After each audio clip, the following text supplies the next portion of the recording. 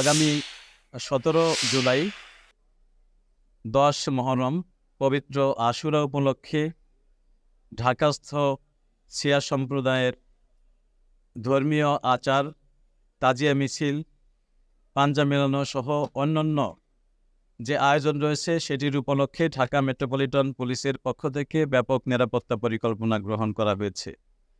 যে সমস্ত ইমামবাড়া রয়েছে সেখানে ইনস্ট্রুমেন্টাল চেকিং এবং ডগ স্কোয়াড দ্বারা চেকিং, সুইপিং সবকিছু ইতিমধ্যেই সম্পন্ন হয়েছে।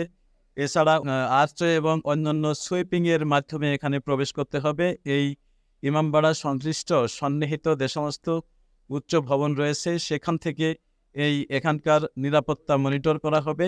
সেখানে পুলিশ থাকবে সিভিলে এবং ইউনিফর্মে।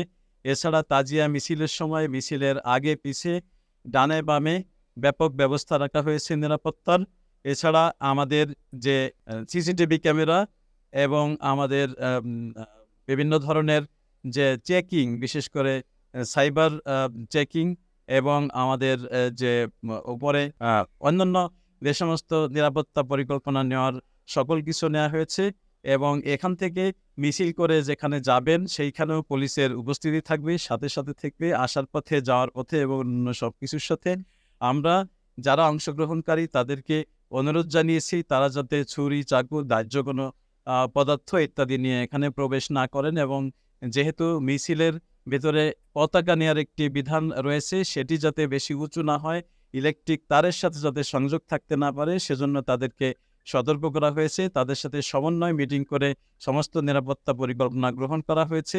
আশা করি অত্যন্ত সুন্দরভাবে আজ থেকে কাল এবং পরশু এই 3 দিন সুন্দরভাবে আমাদের এই অনুষ্ঠান সম্পন্ন হবে।